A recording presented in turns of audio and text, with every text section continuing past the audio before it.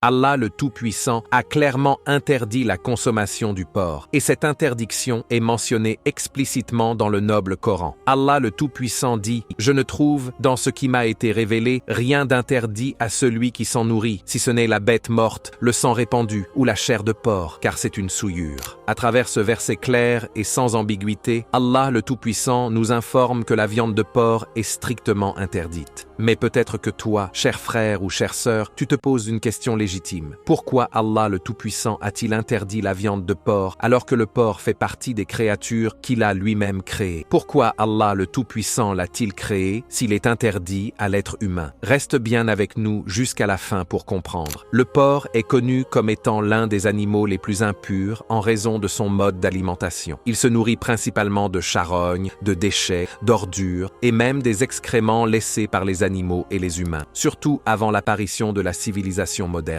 Contrairement à certains animaux herbivores qui ne consomment que de l'herbe et des pâturages propres, le porc est biologiquement conçu pour manger ce que les autres animaux rejettent. De plus, le porc fait partie des bêtes fauves. Le prophète Muhammad, que la paix soit sur lui, a clairement établi une règle générale lorsqu'il a dit « Toute bête fauve dotée de crocs est interdite à la consommation ». Les hadiths authentiques confirment non seulement l'interdiction de manger le porc, mais aussi celle de le vendre ou de tirer profit de n'importe quelle partie de son corps, même après transformation. Jabir ibn Abdallah, qu'Allah l'agrée, rapporte qu'il a entendu le messager d'Allah, que la paix soit sur lui, dire, lors de la conquête de la Mecque, Allah le Tout-Puissant et son messager ont interdit la vente du vin, de la bête morte, du porc et des idoles. Il ne fait aucun doute que le porc est un animal nuisible pour l'être humain. Il vit et se développe dans la saleté, les déchets et les ordures. Les spécialistes ont démontré que la viande de porc peut être porteuse de centaines de maladies, dont certaines sont extrêmement graves. Parmi elles figurent des parasites et des infections dangereuses comme les vers intestinaux, les ténias, les trichines spiralées et bien d'autres maladies épidémiques. La viande de porc est également très riche en graisses saturées et en cholestérol. Une consommation régulière augmente fortement le taux de cholestérol dans le sang, ce qui favorise le durcissement des artères et accroît le risque de maladies cardiovasculaires. De plus, la structure particulière des acides gras contenus dans la viande de porc facilite leur absorption par l'organisme, ce qui aggrave encore ces risques. Les études montrent aussi que la consommation de viande et de graisse de porc est liée à une augmentation du risque de certains cancers, notamment ceux du côlon, du rectum, de la prostate, du sein et du sang. Elle favorise également l'obésité avec toutes ses complications, diabète, hypertension, fatigue chronique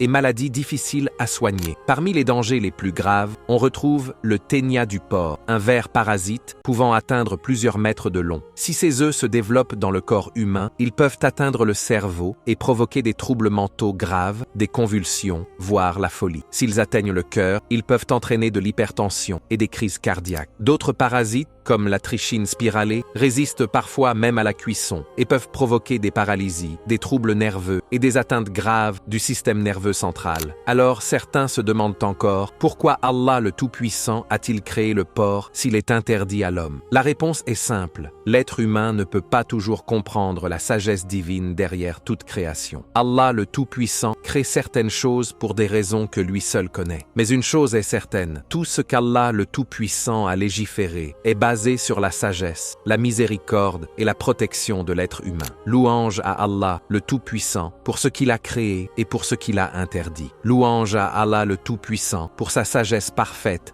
et sa législation juste. Ô Allah le Tout-Puissant, protège-nous par ta protection, enseigne-nous ce qui nous est bénéfique et fais-nous profiter de ce que tu nous as appris. Guide-nous vers ce que tu aimes et agrée. Éclaire nos cœurs et affermis-nous sur ton unicité et la sunna de ton prophète Muhammad. Que la paix soit sur lui.